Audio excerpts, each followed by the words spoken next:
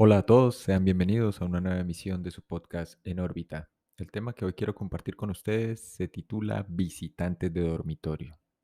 Así es, un tema probablemente muy conocido para algunos, desconocido para otros. Ha sido retratado, creo yo, en un par de películas semi-independientes, independientes y obviamente películas de la industria del aparato de Hollywood. Y al margen de eso, el tema creo que ha sido desarrollado con suficiente extensión, por lo menos en el campo de eso que llaman parapsicología, ¿no? Obviamente muchos tildan esta rama o esta área como pseudociencia. Igual aquí no vamos a establecer como criterio de limitación, porque para aquellos que son nuevos en el podcast, que recién se están vinculando y para aquellos que nos han venido escuchando, he insistido desde el punto de vista particular, claro, que simplemente lo que ha ocurrido a la fecha, con todo aquello que está bordeando los límites de lo que consideramos real, objetivo y válido, simplemente no cuenta con un lenguaje suficientemente desarrollado que permita explicar o comprender que lo que ocurre más allá de los límites de aquello que denominamos como físico y que por tanto asociamos con lo real, con lo objetivo y lo damos como cierto. ¿Qué ocurre con las visitas de dormitorio, los denominados visitantes de dormitorio? Hay obviamente diferentes hipótesis. Yo no digo que unas sean más plausibles que otras o que se puedan descartar. Simplemente parten todas acerca de la recopilación de miles de anécdotas de personas, individuos, hombres, mujeres, niños, niñas, que han experimentado este extraño fenómeno a lo largo y ancho de todo el planeta, porque encuentran las mismas historias en el norte, en el sur, en Centroamérica, en Europa, ¿sí? Eh, Hace un par de meses atrás, de hecho, estaba leyendo un magazine traducido naturalmente asiático, no recuerdo si era de Japón o China, no estoy muy seguro ahorita, pero recopilaba una serie de historias y de relatos de personas que habían tenido algún tipo de interacción con estas entidades, si es que las podemos llamar de esa forma. Particularmente en uno de los episodios de este podcast yo conté mi experiencia particular cuando hablaba acerca de la famosa gente sombra o el extraño fenómeno de la gente sombra. Lo pueden encontrar en YouTube y en las diferentes plataformas para aquellos que estén interesados en escuchar de qué trata. Claro que guarda relación con este tema y también, obviamente, con la parálisis del sueño, las experiencias cercanas a la muerte o SM y naturalmente con las experiencias extracorporales o lo que la mayoría de ustedes conoce como viaje astral o proyección astral. ¿Por qué guarda relación?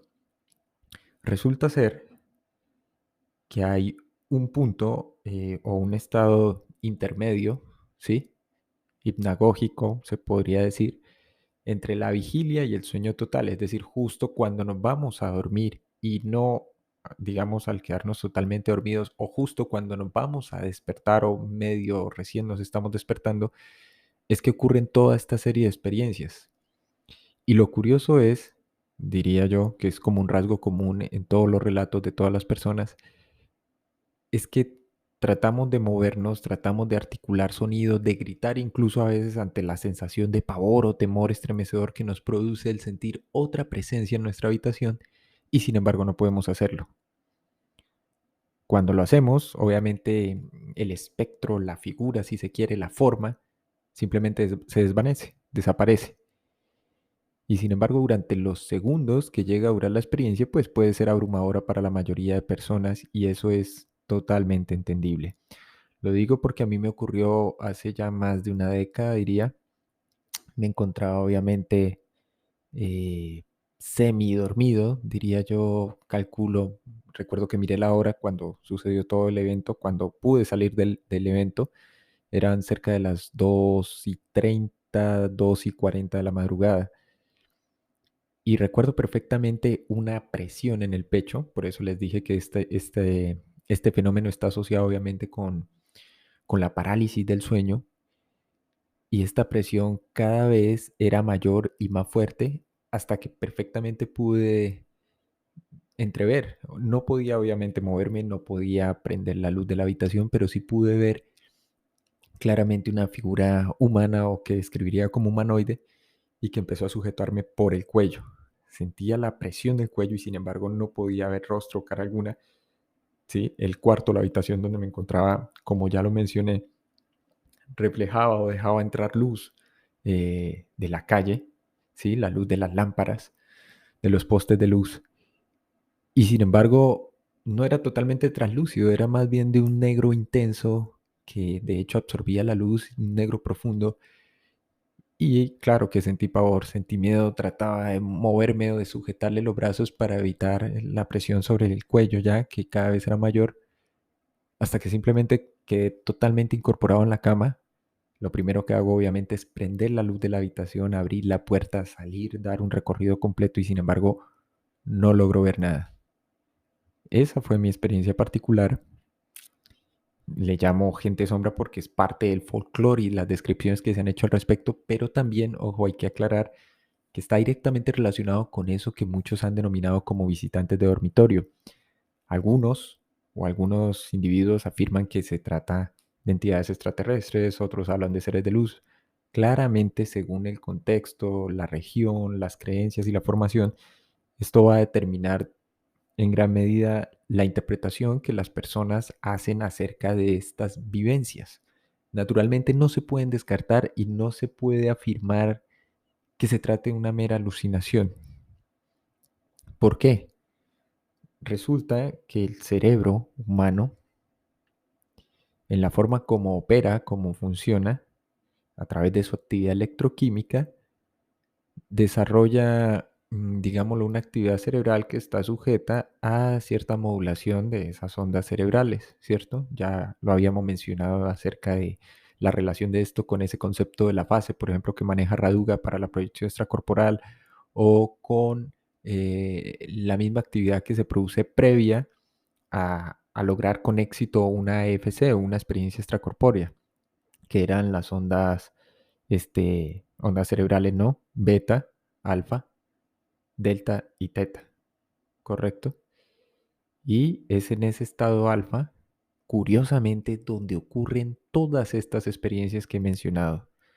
Las proyecciones, en ocasiones los sueños lúcidos siendo algo totalmente diferente, esto hay que aclararlo, la parálisis del sueño y los encuentros o la interacción con, digámoslo, estas entidades, si se quiere, como la gente sombra o esos visitantes. Pero la pregunta del millón es, ¿quiénes son entonces los que nos visitan mientras dormimos? Ojo, no todas las experiencias ocurren de noche o ocurren cuando, digámoslo, nos disponemos a dormir, ¿sí?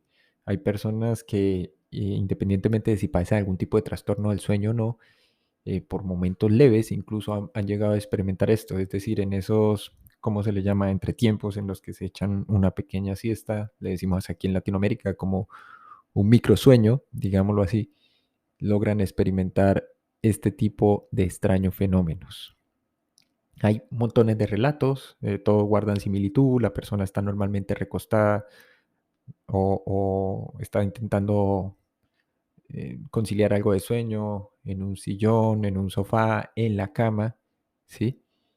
Cuando la persona siente que ya se está adormeciendo, literalmente lo primero que hace es describir o más bien interpretar una sensación fuerte de una presencia adicional, independientemente de la ubicación, de la cama, la disposición del cuarto o la habitación.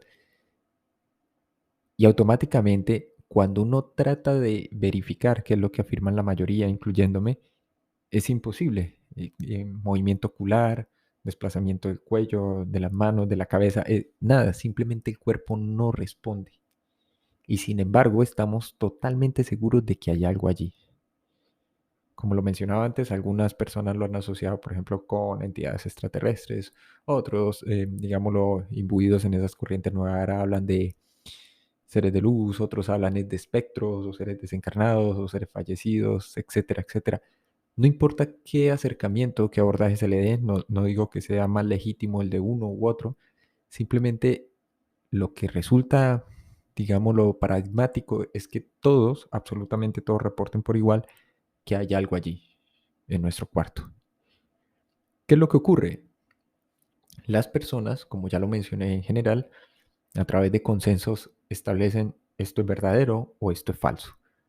Naturalmente, quienes afirman que es un fenómeno real lo dicen de primera mano, es decir, no parten de la anécdota de otros o de la corroboración de otros o de terceros o de lecturas, sino más bien lo hacen es desde su propio punto de vista porque han tenido este tipo de interacción o este tipo de experiencias. Como el relato de hace poco, o el mío personal u otros más, se ha producido como una compilación de relatos a lo largo del tiempo en el que todos más o menos cuentan las mismas historias. Pero naturalmente nadie puede precisar qué es eso que está allí.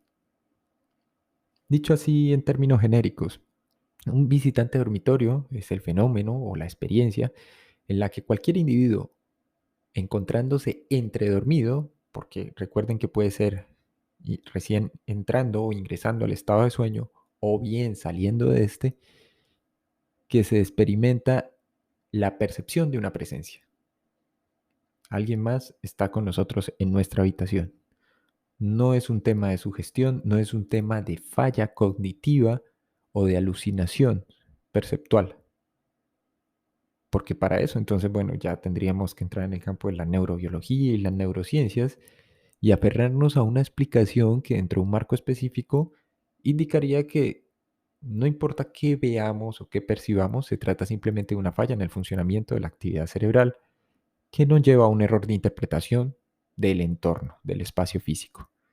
Sin embargo, y si bien esto es, digámoslo, una explicación, la explicación no puede subsumir o englobar todo tipo de fenómenos y menos estas experiencias. ¿Qué ocurre? En muchas ocasiones sentimos normalmente que esta presencia o está recostada al borde o a un costado de la cama. Por eso les decía, y hay una fuerte correlación con la parálisis del sueño. En otras sentimos es que está sobre nosotros, ya sea sujetándonos o ejerciendo cierto tipo de presión. Es lo que les mencionaban en el podcast anterior, esa expresión muy popular y coloquial en Latinoamérica de se me subió el muerto o se me ha subido el muerto encima. ¿Sí? No podemos movernos, no podemos hablar. Hay un silencio sepulcral, ¿sí? Y sentimos un aislamiento y una incapacidad que es la que yo creo nos produce ese temor inconmensurable de no poder expresarnos, de no poder saber qué es lo que está ocurriendo, ¿sí? Entonces, lo otro curioso, y lo digo de primera mano, es que también nos sentimos observados. O sea, no es solo la sensación o la certeza de una presencia adicional, sino también de estar siendo observados, que es lo más extraño, ¿sí? Algunas personas, no es mi caso, pero sí, digamos, a partir de los relatos e historias que he logrado recopilar y leer, cuentan o informan que muchas de estas visitas suelen estar acompañadas de mensajes, ya sean mensajes claros, explícitos, ¿sí? Como mañana de despertarte y dirigirte a, o mensajes simbólicos o crípticos, ¿sí? Que difícilmente en el momento y por el shock de la experiencia, pues podemos descifrar o interpretar. También muchas otras personas han relatado que estas visitas van acompañadas de mensajes a modo premonitorio o de peticiones. Por eso decía, hay gente que afirma que se trata de seres allegados que han fallecido. Entonces, por ejemplo, en el caso de las peticiones son familiares o amigos que ya no se encuentran con nosotros e intentan comunicarnos un mensaje, ¿sí? Entre las experiencias, digamos, los comunes a todas las personas, es tal cual como me ocurrió a mí, una silueta humana en forma de sombra oscura. Otros hablan, por ejemplo, de extraterrestres. Otros hablan de manos alargadas. Figúrense usted cualquier película de terror que salen debajo de la cama. Otros ven es a un hombre con sombrero oscuro. Otros pueden ver a mujeres u hombres extremadamente hermosos o tipo representación de demonios. Eso tiende a variar y es lo más curioso. Recuerdo yo que uno de los relatos que hace Robert Monroe del Instituto Monroe en uno de sus textos sobre viajes lejanos es que en las primeras proyecciones o en las primeras salidas del cuerpo, él comienza a notar una presencia dentro de su habitación. Para los que son nuevos en las experiencias extracorporales o que apenas están incursionando o que han intentado practicarla de forma voluntaria, consciente, se habrán dado cuenta que en las primeras salidas son algo torpes, algo bruscas. Nos cuesta controlar sobremanera este cuerpo, o más bien eso que concebimos que es un cuerpo, ¿cierto? Porque asumimos que es una copia del cuerpo físico, cuando vemos ya nuestro cuerpo allí sobre la cama tendido, o en el sillón, o en el sofá. Y entonces, aparte de eso, nos cuesta percibir porque, claro, siendo una copia, entonces asumimos, a partir de esa identificación con el cuerpo físico, que también nuestros ojos no están adaptados a ese nuevo entorno. Y muchas veces nos cuesta clarificar o hacer nítida la visión, lo que comúnmente conocemos como vista. Sin embargo, Monroe, afirmando todo eso de común, dice, había algo allí todo el tiempo observándome y me daba miedo salir de la habitación o desplazarme. A mí también me pasó en alguna ocasión, dice, y en un punto, en una de mis primeras o en mi incipiente práctica de la proyección, me quedaba observando hacia un espejo que había en el cuarto. Y en una ocasión salen unos dedos, no eran naturalmente dedos humanos. Ojo, esto es lo que relata Monroe. Dice, y estos dedos, como si se tratase de un umbral o más bien un portal, salen del espejo, se van extendiendo e intentan sujetarme. Claro, luego Monroe, cuando reflexiona al respecto después de su experiencia, dice un poco absurdo, asumiendo que no era el cuerpo físico lo que trataba de sujetar, sino a mi yo proyectado, en palabras de él. Y claro que es incorpóreo, cuando estamos proyectados, cuando estamos fuera del cuerpo físico, ya no hay nada que sujetar. Y sin embargo, él sintió esa sensación y se asustó mucho. Ya después, cuando desarrolla cierto nivel de maestría, llamémosle, en las proyecciones, en la incursión al otro lado, pues Monroe claramente se da cuenta que en muchos casos se trata es de una, él le llama una proyección ideoplástica, es decir, figúrense ustedes un temor eh, que se materializa. Si es un demonio, si no es un temor, sino un anhelo, qué sé yo, el encuentro con un ser de orden superior, con una entidad. Ojo, con esto no quiero decir que no sean reales esos encuentros o esas interacciones con esas entidades de dormitorio. Sin embargo, en muchos casos también se trata, en estado proyectado, es simplemente de lo que en Oriente llaman tulpas o formas de pensamiento, que es básicamente esa naturaleza ideoplástica en la cual automáticamente cualquier cosa que pensamos tiende a materializarse o más bien representarse ante nosotros. En un sentido, digámoslo, digo materializarse, falta un mejor término para describir lo que ocurre, pero es básicamente eso. Piensas una jarra, puedes ver una jarra con todo lujo de detalles. Piensas, qué sé yo, en un esfero, aparece un esfero. Muchas veces eso ha pasado, pero es claro que eso requiere práctica. Y sin embargo, en este caso pareciera ser que nuestros temores más profundos afloran, cobran forma y cobran vida. Y en muchas ocasiones pues terminan naturalmente produciéndonos esos temores. ¿Sí? Entonces, ojo, aclaro, por eso tiende a variar tanto la experiencia. Otro enfoque puede ser el que le da el investigador del plano o del estado proyectado de la experiencia extracorporal, Michael Raduga, que me gusta bastante, el creador de la fase, y dice, es curioso que en este estado, es decir, el estado alfa, ocurran o más bien se describan la mayoría de relatos relacionados con encuentros con ángeles o con demonios o con entidades extraterrestres o con espectros o lo que comúnmente concebimos como espíritus de todo tipo. Y sin embargo, él dice, ¿no será que se trata de algo más? Es decir, si es la conciencia la que al final se expande en este estado, ¿sí? Entre la vigilia y el sueño, entonces esa conciencia es capaz de percibir literalmente en toda su amplitud eso que conocemos como espectro electromagnético.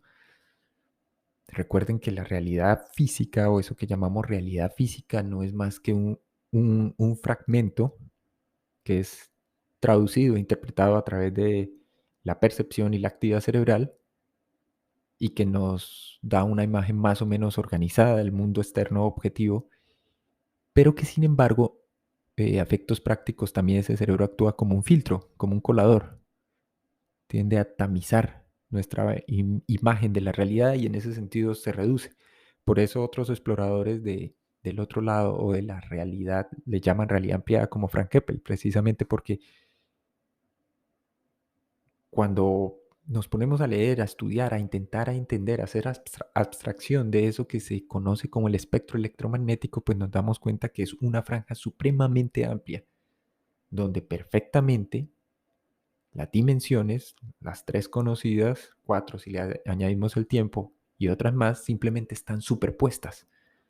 Lo que pasa es que para poder funcionar en este nivel de realidad, pues lo que hacemos es como una delimitación, una simplificación y la conciencia se sitúa y se enfoca, digámoslo, en este nivel de realidad, de percepción.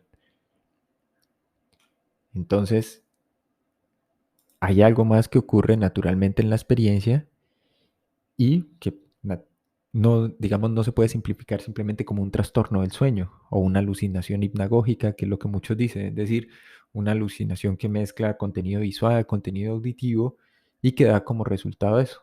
Sin embargo, hay, como ya lo mencionaba, cientos de testimonios acerca de estos visitantes de dormitorio. El problema, creo yo, y el motivo por el cual, digámoslo, ante esa experiencia, independientemente del tiempo que transcurra, es que nos levantamos de forma abrupta o tenemos ese, digamos, experimentamos como ese miedo que nos pone en un estado de alerta y de shock, es que pocas veces tratamos de entenderla, digámoslo, en un sentido un poco más dúctil o más flexible si se quiere. Ok, ¿qué está ocurriendo? ¿Por qué está ocurriendo? Puede ser que al igual que la parálisis del sueño, ya que están correlacionadas, conectadas estas dos para mí, las visitas de dormitorio y la parálisis, sea simplemente un indicativo de que estamos a punto de lograr la proyección o la salida fuera del cuerpo físico. Ese es el tema que quería compartir con todos ustedes el día de hoy. Mil gracias por escuchar. Recuerden que estamos disponibles en Anchor, Spotify, Apple Podcast, Google Podcast y otras plataformas más de streaming. También los invito a que visiten el canal de YouTube en Órbita Podcast, a que se suscriban, compartan, le den like si les gusta el contenido. Nos veremos en una próxima emisión. Gracias.